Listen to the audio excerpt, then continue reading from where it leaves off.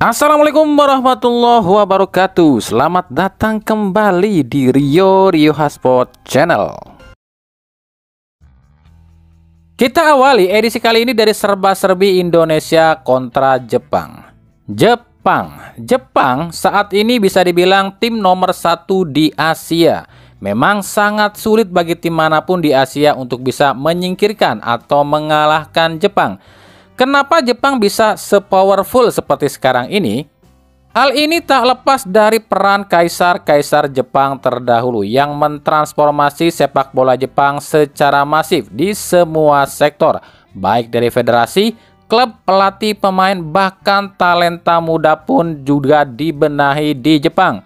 Bahkan di Jepang itu, sepak bola sudah masuk dalam kurikulum atau mata pelajaran wajib di sekolah. Dan bukan cuma anak laki-laki ya, anak perempuan pun di Jepang diwajibkan mempelajari sepak bola.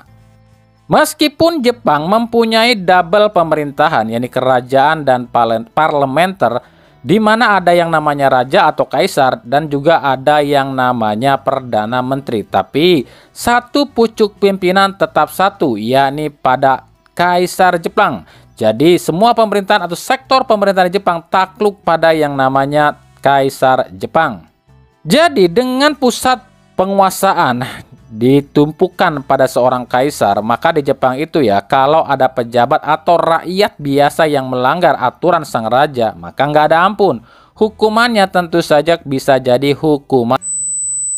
Maka wajar di setiap sendi kehidupan dan segala sesuatu di Jepang itu serba teratur. Bahkan tiap warga Jepang itu dijamin kehidupannya oleh pemerintah Jepang, seperti menikah dikasih duit oleh pemerintah, melahirkan pun dikasih duit sama pemerintah, sekolah gratis. Bahkan anak yang serius mendalami sepak bola itu sudah digratiskan oleh pemerintah untuk belajar sepak bola. Nah, inilah salah satu perbedaan yang paling mencolok antara Indonesia dan Jepang soal sepak bolanya ya. Di Indonesia mah mau masuk SSB aja bayar, mau masuk akademi bayar, mau masuk ke klub bayar juga, mau masuk ke timnas bayar lagi.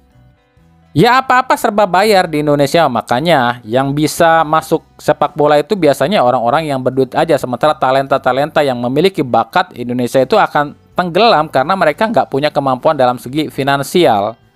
Berbeda dengan Jepang ya, anak-anak di Jepang itu kalau mau masuk SSB itu gratis, bahkan dikasih duit tuh sama pemerintah.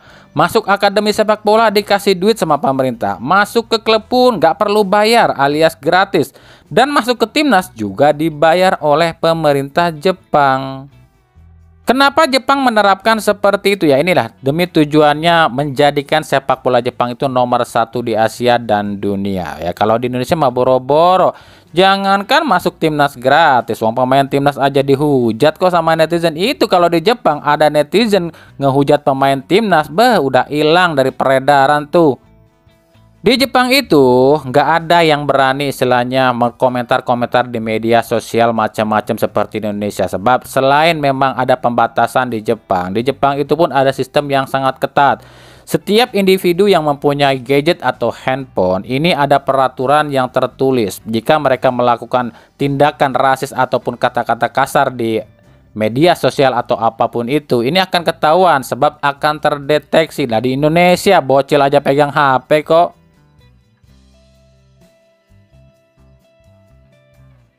Tapi tahukah kalian, jika Jepang itu pernah loh berguru sepak bola pada Indonesia? Lah kok bisa Jepang berguru sepak bola sama Indonesia?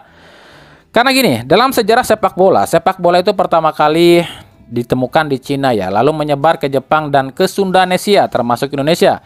Di awal tahun 90-an, sepak bola Jepang itu alami kemunduran yang sangat signifikan. Kompetisi acak-acakan dan semuanya serba tak teratur. Lantaran adanya penggulingan kekuasaan di parlementer Jepang. Kala itu Jepang ini sangat kesulitan untuk menggelar yang namanya sebuah kompetisi sepak bola. Akhirnya Jepang pun mengetahui kalau di Indonesia itu ada yang namanya kompetisi sepak bola. Waktu itu masih bernama Galatama dan Perserikatan.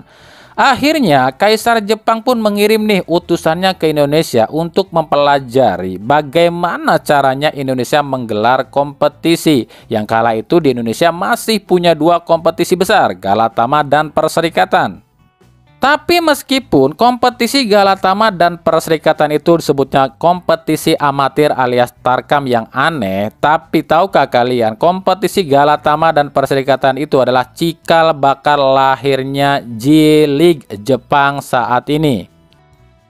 Jadi waktu itu Jepang ini heran nih, negara sekelas Indonesia yang sepak bolanya amburadul tapi kok punya dua kompetisi yang berbarengan jalannya. Gimana caranya tuh pemerintah Indonesia menggelar dua liga dalam satu musim? Akhirnya ditelitilah nih sama utusannya Kaisar Jepang nih, bagaimana sih caranya Indonesia menggelar kompetisi. Nah, setelah si utusan Jepang ini pulang ke Jepang, dibeberkanlah hasil investigasinya di Indonesia. Maka Kaisar Jepang kala itu Akihito pun memulai sebuah transformasi besar-besaran pada sepak bola Jepang.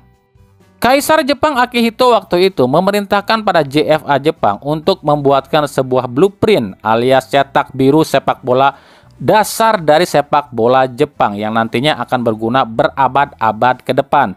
Maka dengan turun tangannya langsung Kaisar Jepang, sepak bola Jepang langsung berbenah. Akhirnya di tahun 1993 Jepang resmi menggelar kompetisi profesional pertama di Asia dan diakui oleh FIFA bernama J-League. Ini menarik ya, sebab Jepang sebelum menggelar J-League di 1993 itu ke Indonesia dulu loh, berguru pada kompetisi Indonesia. Tapi ternyata Indonesia baru menggelar kompetisi profesional pertamanya di tahun 1994 alias 1 tahun setelah J-League lahir. Jadi kan unik kan, Jepang kan nyontoh sama Indonesia nih bagaimana caranya menggelar kompetisi, tapi ternyata Jepang duluan yang menggelar kompetisi profesional, sementara Indonesia yang jadi guru buat sepak bola Jepang justru terketinggalan dari kompetisi profesionalnya Jepang. Apa yang bisa kita pelajari di sini? Sebenarnya dalam perkembangan sepak bola, Jepang dan Indonesia itu nggak jauh beda loh ya. Tapi kenapa Jepang kok bisa lebih maju sepak bolanya dibanding Indonesia? Jawabannya cuma satu, yakni tunduk dan patuh.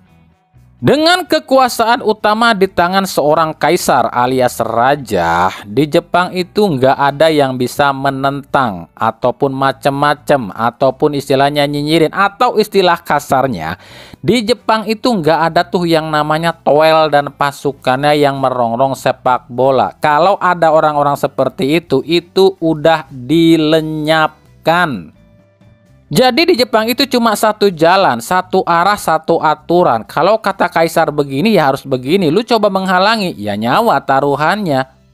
Lah di Indonesia orang ngehujat bebas, presiden dihujat dibiarin, menteri dihujat dibiarin, orang nyinyirin timnas, pelatih timnas dan pemain timnas dibiarin, orang ngeganggu pemain timnas dibiarin. Ya nggak mungkin maju sepak bola Indonesia. Ya inilah salah satu resiko negara demokratis seperti Indonesia yang awalnya itu penyebabnya adalah ada yang namanya era reformasi. Reformasi yang buat kami malah menjadi kemunduran ya. Maka mungkin benar ya ucapan dari mendiang Lord Rangga yang pernah bilang, jika Indonesia ingin maju dalam segi apapun termasuk sepak bola, maka kembalikanlah yang namanya Sundanesia di bawah satu pimpinan, dan tumpuk pimpinan itu disebut raja. Maksudnya kalau kita mengikuti Jepang ya, yang dipimpin oleh seorang kaisar atau raja. Kaisar atau raja itu kan punya kekuasaan yang luar biasa. Dia mengendalikan seluruh negeri. Jadi nggak ada yang bisa macam-macam atau nyinyirin macam-macam. Lah di Indonesia, jangankan pemain, jangankan orang biasa, bahkan sekelas presiden aja dinyinyirin kok sama netizen kita. Sebenarnya di ASEAN itu ada loh negara-negara yang bisa mengikuti cara Jepang, yakni dengan pimpinannya seorang raja. Sebab negara-negara ini sampai saat ini masih dipimpin oleh raja, meskipun ada yang namanya parlementer juga. seperti Brunei, Thailand, dan juga Malaysia. Tapi kenapa negara-negara yang masih memiliki raja ini nggak bisa semaju Jepang sepak bolanya? Karena negara-negara tadi itu masih terikat dengan yang namanya PBB. Ada urusan yang namanya UNHCR alias Dewan PBB yang membawahi yang namanya hak azazi manusia. Jadi selama negara-negara tersebut masih berkaitan dengan UNHCR, ada yang namanya kebebasan berpendapat.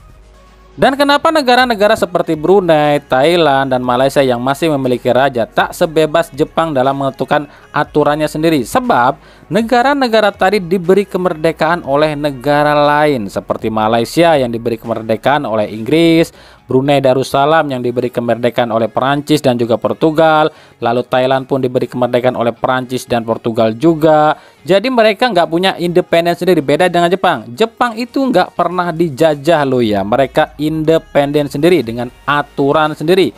Jadi nggak ada satupun negara yang bisa menentang atau ikut campur dalam urusan negara Jepang.